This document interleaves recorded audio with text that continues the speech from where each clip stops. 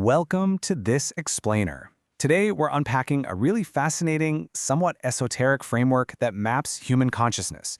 We're talking about a journey that takes us from our deepest, most primal fears all the way up to our absolute highest potential. We'll be diving into a foundational text that outlines the second gene key. So get ready to explore how this system charts a path from feeling completely lost in the universe to experiencing unbreakable, absolute unity. Here is our roadmap for today. We'll start with 1, the second gene key, then explore 2, the shadow of dislocation, and 3, repressive and reactive natures. From there, we'll look at 4, the gift of orientation, ascend to 5, the city of unity, and finally, look ahead to 6, the 2027 evolutionary shift. Let's jump right in. Section 1. The second gene key, the feminine archetype. So the source text describes this specific key as the universal mother, basically the most deeply feminine and receptive archetype out of all 64 keys in the system. But here is the truly wild part. The author actually grounds this massive spiritual journey directly into human biology. They link the energy of this second gene key straight to your sternum, the breastbone right in the center of your chest, and chemically, it's tied to the amino acid phenylalanine. Right out of the gate, we're being told that this evolution isn't just floating out there in the ether, it's literally wired into our DNA. Section 2. The shadow of dislocation.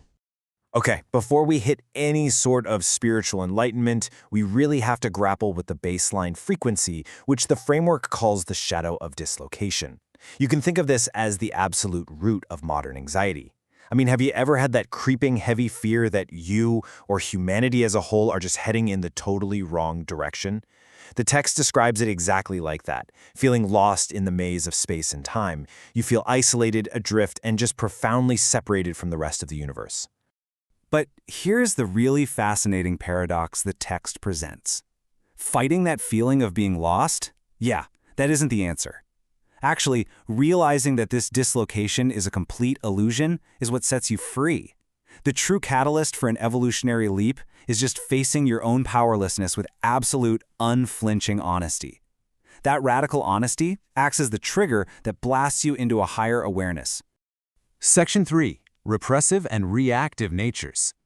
So, how exactly does this shadow show up in our day-to-day lives? Well, the text divides our coping mechanisms into 2 distinct camps.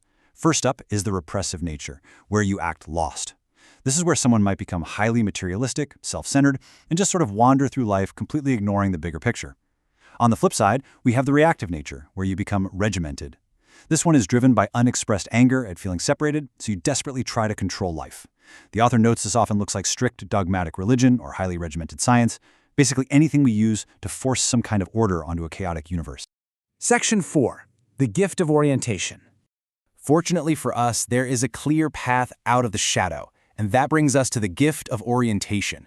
Now, in this framework, orientation is definitely not something you force through intense willpower or endless hustle. It's a super subtle, almost effortless shift. It's essentially the reawakening of your own internal compass, allowing you to naturally align the giant macrocosm of the universe right down with the microcosm of your daily life. And this is where things get really fascinating. The text points to actual biological research, looking at iron-based magnetite crystals inside the human pineal gland. It proposes that just like animals use magnetic fields to migrate thousands of miles across the globe, these crystals in our brains act as a literal biological compass. So, by activating this gift of orientation, you are quite literally tuning your biological radio to the magnetic frequencies of the Earth itself. How cool is that? As you start tuning into this frequency, the source claims your life transforms in some very tangible ways. For one, you start experiencing frequent synchronicities. Things just magically line up for you. Life stops feeling like this heavy slog and naturally finds an effortless rhythm. You also unlock a highly original style, becoming uniquely yourself. And finally, you become a literal magnetic presence. You naturally start drawing people together and harmonizing any room you walk into. Section 5. The city of unity.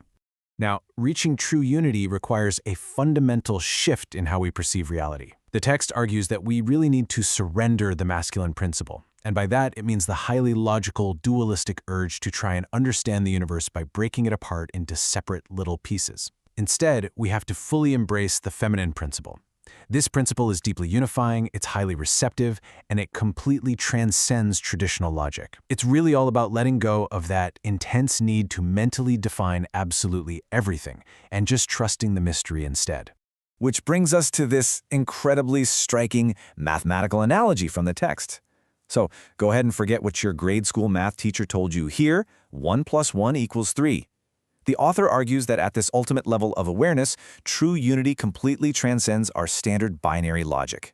Think about it. Whenever a man and a woman, or honestly, any two forces, come together, they instantly create a third entity, which is the relationship itself. Therefore, the number 2 is essentially just a logical illusion. In a state of true unity, the whole binary worldview totally dissolves into a dynamic trinity. The author even makes this profound claim about the rare individuals who actually manage to live constantly at this highest frequency. The text suggests their presence is so magnetically powerful that they literally walk the Earth, altering its cosmic trajectory. I know, it sounds straight out of a science fiction movie, right? But the framework insists that when human DNA operates at this absolute pinnacle, it practically steers the destiny of the entire planet. Section 6, the 2027 evolutionary shift. According to the timeline laid out here, all of our current collective feelings of anxiety, they're actually just growing pains. They are the friction leading straight up to a massive, predetermined genetic mutation. The text charts our path starting from a primal, instinctual awareness in the distant past, running through the cosmic intersection of 2012, all the way up to a huge turning point, the year 2027. The framework predicts that in 2027, humanity is going to undergo a fundamental evolutionary transition, awakening an entirely new biological awareness. Ultimately, this text offers a really beautiful central thesis. The grand mythical journey of human existence is actually quite simple. It's a departure from, and a destined return to, the warm embrace of universal unity. Basically, we wandered away to develop our intellect, but our final destination is waking back up to the truth that we were always one with everything. As we wrap up this explainer on the second gene key, I really want to leave you to reflect on your own internal compass. Take a close look at your daily decisions, your habits, and how you're reacting to the world right now. Are you currently operating from a place of fear and dislocation? Or are you cultivating absolute trust and allowing the universe to provide your orientation? It's definitely something to think about.